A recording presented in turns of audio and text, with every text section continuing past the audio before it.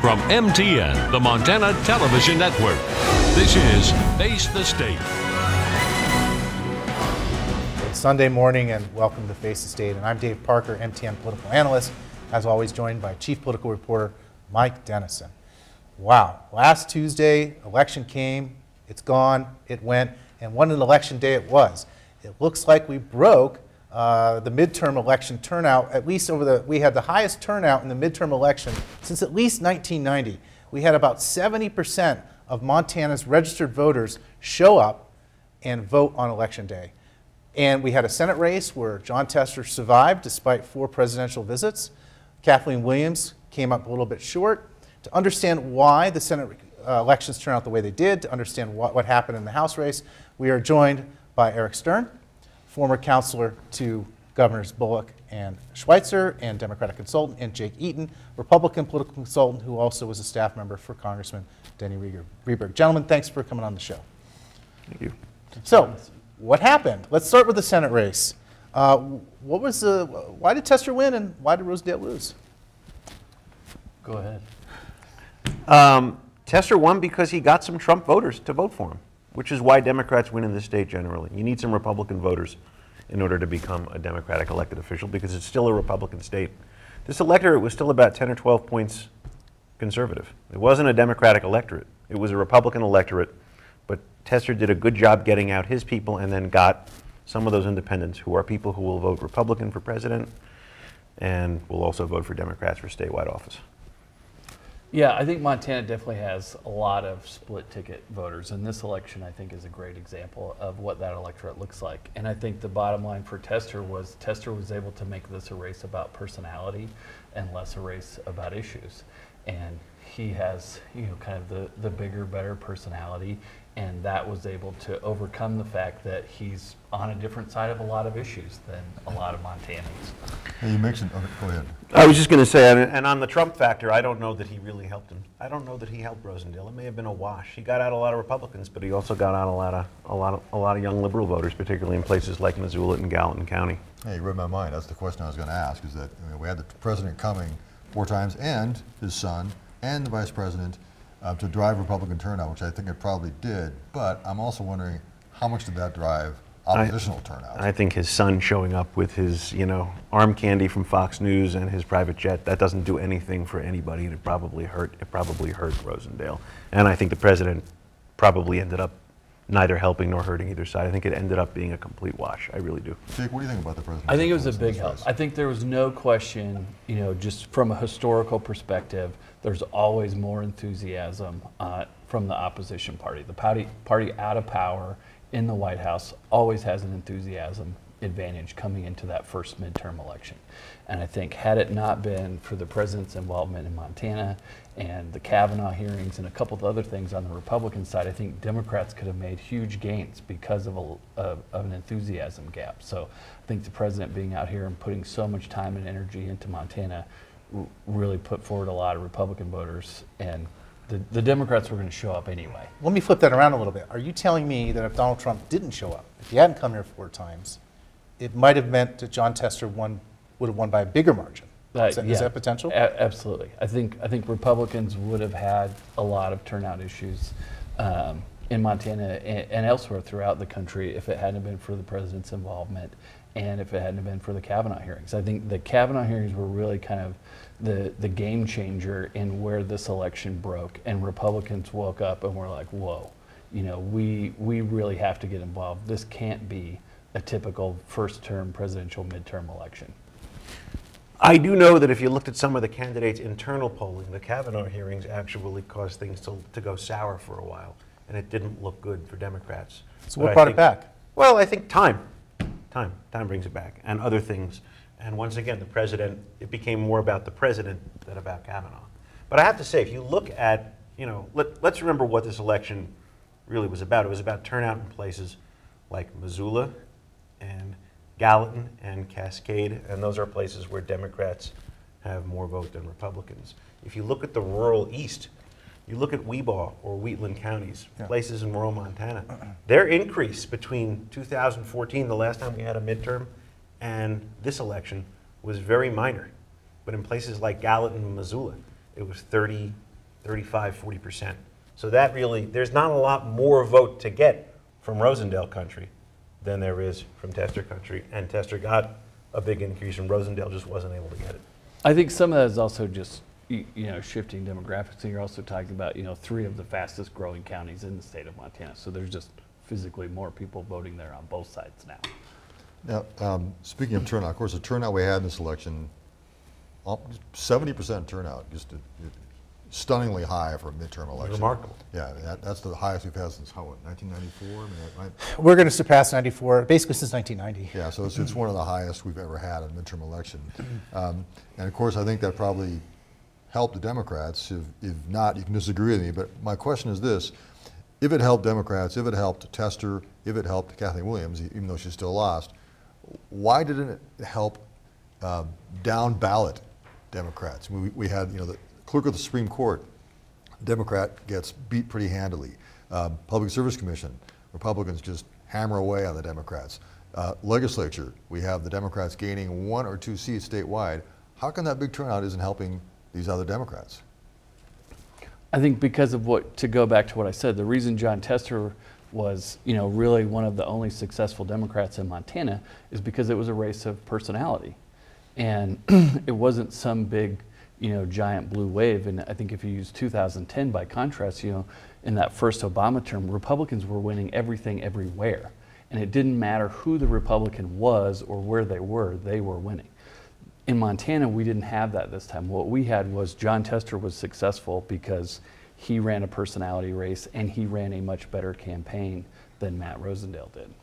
And again, I'll say what I said before. It was not a blue electorate that came out. Those 495,000 voters were conservative to the right 10 points. And so in legislative races, that matters a lot more than in a race that's a statewide race where everybody knows the names of the candidates and Right. they've been following it. And so what you're saying, like you mentioned legislative races, where I think a lot of the candidates aren't that well known, and also this clerk of the Supreme Court, where they're not known at all. That's the race. That's why I say it was Yeah. 10 points conservative. Right, Because that, so- you look at that race, Right. which are really 2 names that don't mean much to anybody. Right. And they vote the party. And it was about a 12-point spread, I think. Or Yeah, 10, something 10, like 12. that, yeah. Well, let's look at what Matt Rosendale did right. I mean, let's go back to the 2012 election. One thing that was clear, and is, I think you and I maybe disagree a little bit on Jake, but the Dan Cox issue, right? I mean, he got 6.6, 6.7% of the vote. Matt Rosendale kept that at about 2.9 statewide. You look at rural areas, well, John Tester kind of held his own. Matt Rosendale was moving up the score a little bit in those rural areas. He did some right things, yes. Oh, definitely, he did. And I think to just go back to Libertarian for a second, the other thing that you had is you didn't have Democrats spending over $1 million promoting the Libertarian candidate in this race like you had in 2012 either. So that definitely, I think, has an influence on that overall Libertarian vote. Turns out they didn't need to. So what is it about that 9% of Republicans, at least according to the exit poll data, that voted for John Tester, which is about the same amount, a little bit more, maybe 11 that voted for John Tester in 2012. What is it about those 9%? How do you grab them back? Well, I don't know that they are Republicans. Like I said, Montanans are notoriously split ticket voters. I mean, whether it's this election, you look at the vote totals for Greg Gianforte and the vote totals for John Tester, whether you look at 16 and you look at how the president performed here, and then you look at how Governor Bullock was able to win and how Congressman Zinke was able to win. I don't think those people are really Republican voters per se. I think they're conservative-leaning independents that are not afraid to split tickets. Now, if I'm a Democrat, or if I'm let's first, if I'm a Democrat and I'm looking at the results and I'm thinking ahead to 2020 in Montana, what sort of lessons should I pull from these and say, okay, here's where I have succeeded and can succeed more? Invest in a ground operation.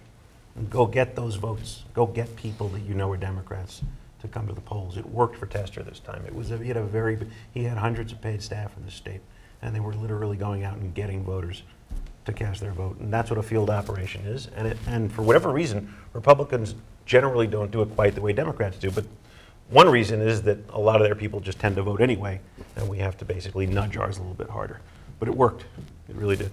I guess a similar question for you, Jake. If you're a Republican and you look at the results and up and down the ticket, what do you see there is good things for you looking ahead, or things that you need to work on, and what are those things? Well, I think, very similar to what Eric said, I think you've got to focus on, how can you perform a little, just marginally better in, just a handful of counties? How can you pick up 2% more in Missoula County? How can you pick up a couple % more in Gallatin County? How can I do a little bit better in Great Falls?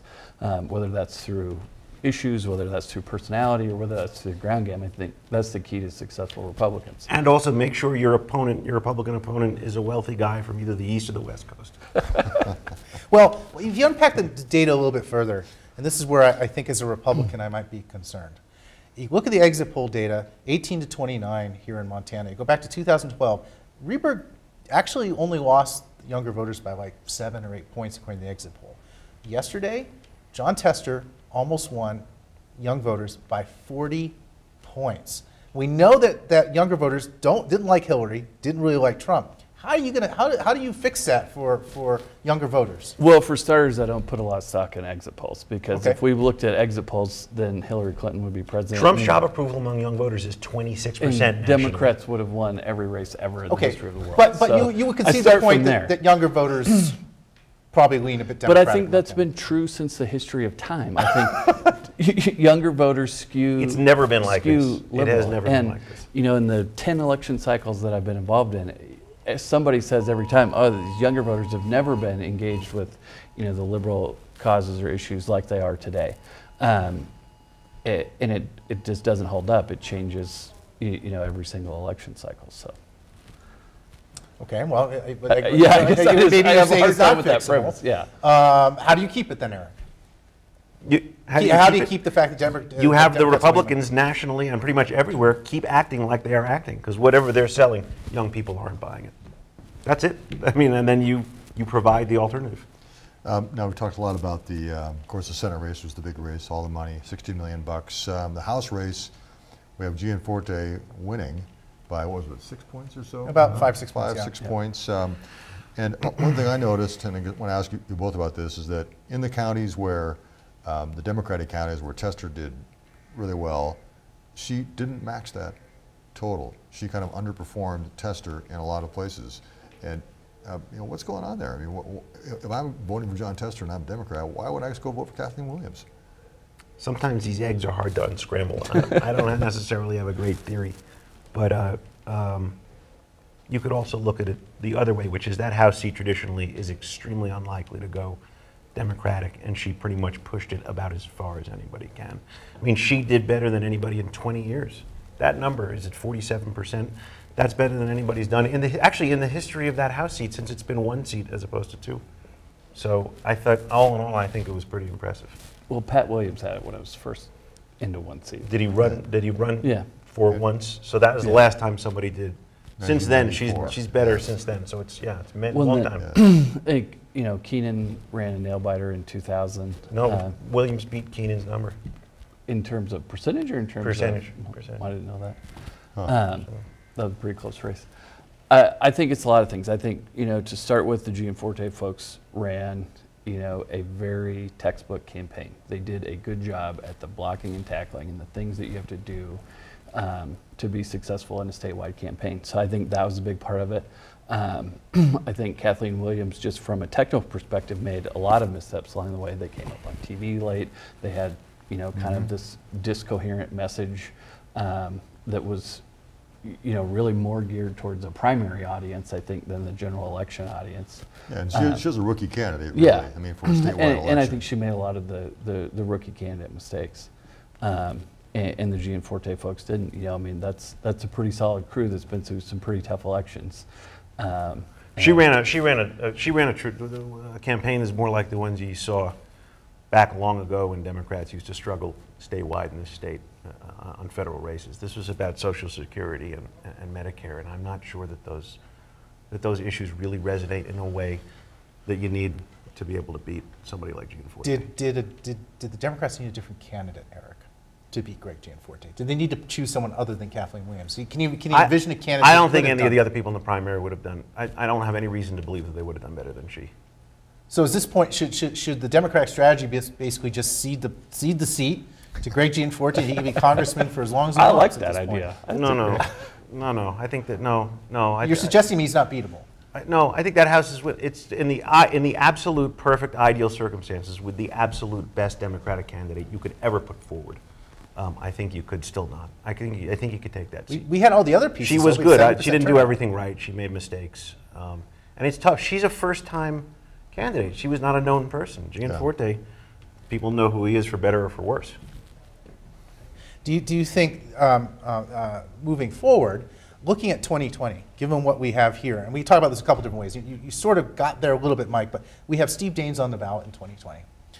Is there any reason to believe that Steve Daines is vulnerable, that given what we've seen in this election, is there anything that suggests that a Democrat could beat him in 2020? We'll start with Jake and then we'll go to Eric. I certainly don't believe so. Why? Because I think the vulnerabilities that they've been able to, that Democrats have been able to exploit against Republican candidates starts with, are you from here? And that's the end of the list.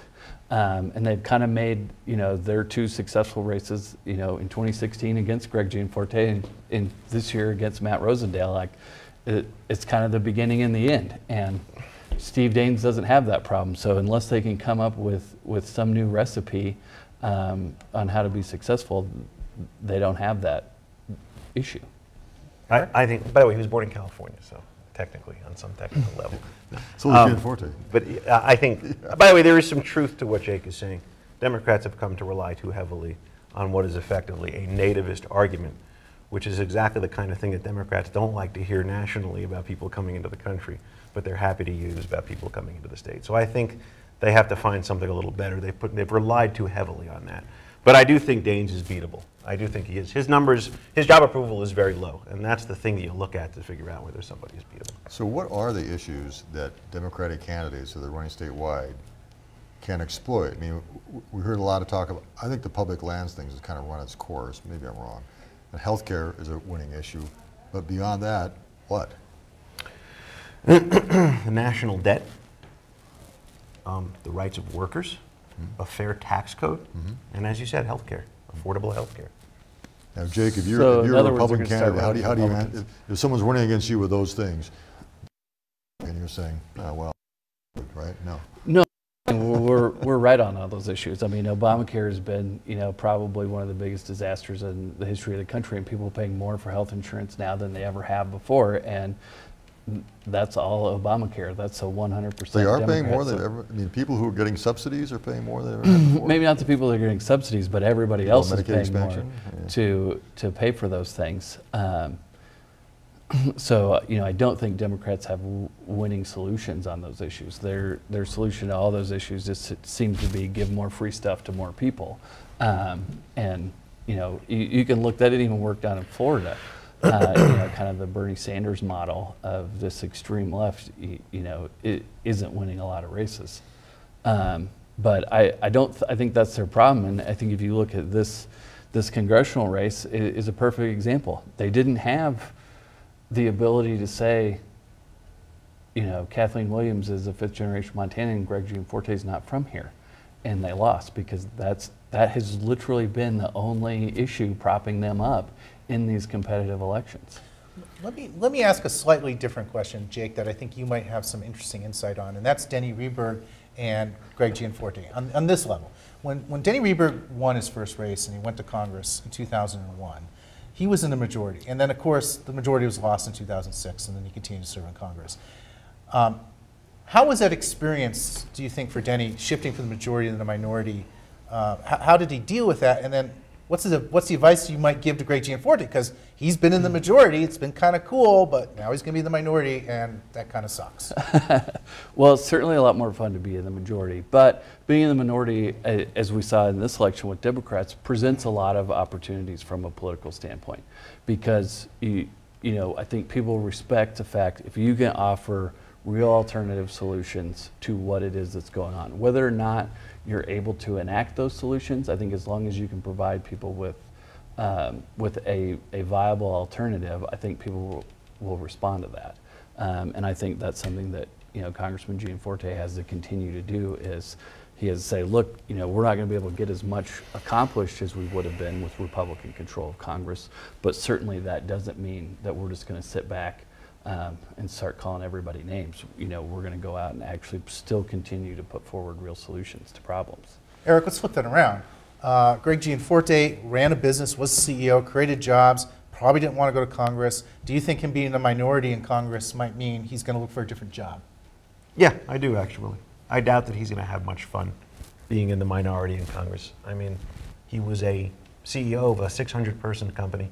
He wanted to be governor, and I think he's probably going to tire pretty quickly of that. And I don't know that anybody can really blame him. I mean, being in the House, you're one of 435 people, and it's not the same as being an executive. So probably.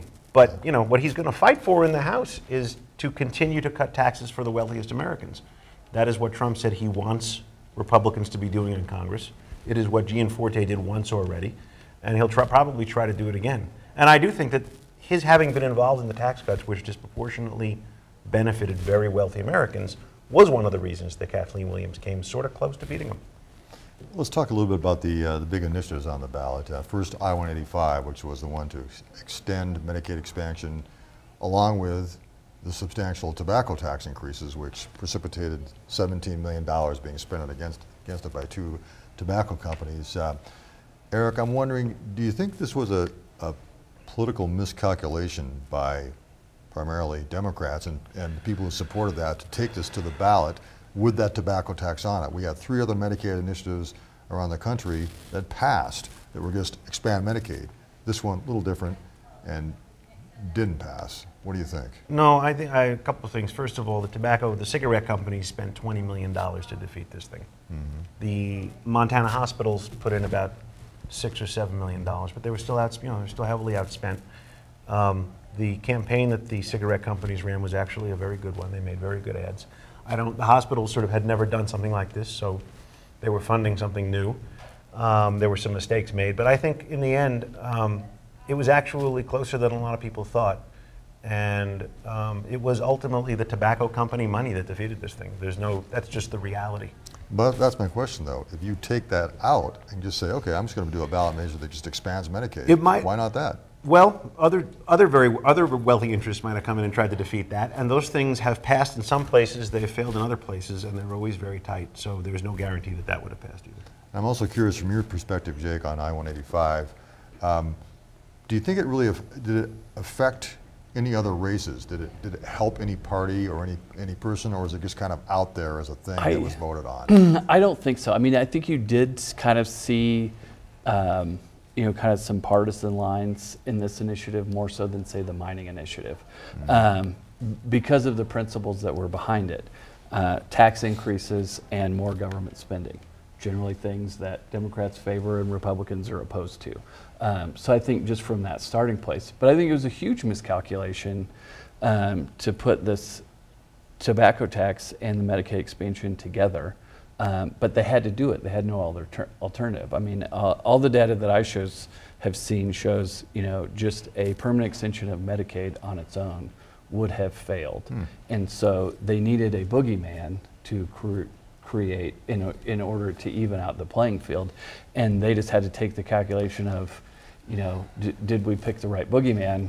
Well, they picked a boogeyman with $20 million. They picked a boogeyman with a lot of money, but I think the thing that did was, I mean, like Eric said, they ran a very good campaign, and I think it was just a winning message. If you look at the campaign that they ran and saying, hey, just do the math, this doesn't work. They lied about the way that the money would be spent and what would be created from this. If they lied about it, then Governor Bullock lied about it, because they just took it straight from we said we're going to tax cigarettes $2. That was, and we're going to use that to pay for a variety of health-related things that are now costing Montanans money, because smokers and cigarette makers cost us money in the health problems that they create. Let's go to let's think about this. After the election, Jeff Essman, former chairman of the Republican Party here in the state, tweeted that he thought the big loser of the night was Governor Bullock. And I'm not sure if I disagree. He came out and cut an ad for Williams, and Williams lost. He came out hard for 185, and 185 lost. He's got to deal with this mess in the legislature. What do you think? Do you think Governor Bullock lose? Just because you support a candidate and she loses doesn't mean that you're losing. I mean, that is a monumental thing to be able to try to win that congressional seat. again, it was you're up against $20 million. It doesn't matter who you are. If you're Superman, you're still up against a $20 million smear campaign. And frankly, you know, we picked up a few seats in the legislature, so that's good, and it further protects any efforts by the Republicans to override the governor's veto when he makes one. I think all in all, he's still looking pretty good. But it's a catastrophic night for Steve Bullock. I mean, it's everything he touched failed, more or less. He was on the And if Get you Out the look Vote for the Get Out the Vote Except tour for with Tester for the Except last month. Except for Tester. Well, aside from his stops in Iowa. I think he campaigned for more candidates. I don't know how he did in Iowa. Maybe he had a pretty good night in Iowa for all the candidates he campaigned for out there. But the bottom line is Democrats had a real opportunity in Montana, and they blew it. In 2010, with Barack Obama, it's first midterm, you know, we picked up historic majorities in both houses of the House and the Senate. Democrats had the same opportunity to do that here. Obama was at 45% approval rating nationally. Trump was at 43% approval rating nationally. They totally blew their opporporty. Well, This is still a Republican state. That's If right. this were a And neutral that's state, what- I would agree with Jake. He'd Yeah. be right, but it's Okay. not. But I want to ask about 186, which kind of goes to what both you've been talking about with Democrats and Republicans. We looked at I-186, of course, is the mining initiative, and I looked at how it did in the counties across the state. It failed in every county except 3 counties. Missoula, Gallatin, and Park County, really close. So in other words, all the rural counties, and a lot of counties, voted this down. Rural counties just got killed. And isn't the real divide in Montana, not just Republican and Democrat, but really urban and rural is the big divide. And that's the reason why Democrats can't win anything and can't control the legislature. They can't win anywhere in rural Montana. Why not? What are they? Not rural Montana, but generally in white rural America, Democrats don't do very well. So it's everywhere. And partly it's because of the age gap. The young people are in places like Allen County and Missoula County. They're not in Weeba and Wheatland. Well, but let me ask you this, and either one of you can ask it. If I'm a voter in rural Montana, what do you think Democrats have to offer me? Yeah, I think that's the problem. Is they don't care about those people, and that's not the issue set that the party in general wants to push right now. Is anything that's relevant to those communities? Actually, the 100,000 people whose health care Jake's party wants to take away when they try to scuttle Medicaid expansion, a lot of those are actually out in rural East. But a lot of them are in, I mean, I think They're 60 predominantly to in- 65,000. The point is, what Democrats talk about, the things counties, where we want to help people who are poor or working poor or lower middle class or people who struggle. It is everywhere. It is not just in Missoula and Gallatin. It is in the rural part of the state as well. So in the MTN MSU poll, and we're at the very end, it looks like we did well in the Senate race, we did well in the House race, we did well in 185 in that we thought it was going to lose. But the one place we didn't get it right, we saw about 51% supporting the mining initiative. Real quick, why did it lose?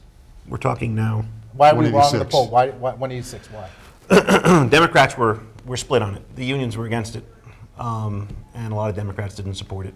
And obviously the environmentalists did, but a lot of Democrats did not, and obviously most conservative voters opposed it. So that's really ultimately what it was about. In terms of why the poll's wrong, I think it's just timing, because the majority of the money on both sides of that initiative was spent After the after poll. That's your true. poll came out. Yeah. Well, gentlemen, it was great unpacking the election. Thanks for joining us on the show. Great time. Thanks for joining us here on Face the State, and we'll see you next time next Sunday. Take care. You've been watching Face the State, a presentation of MTN, the Montana Television Network.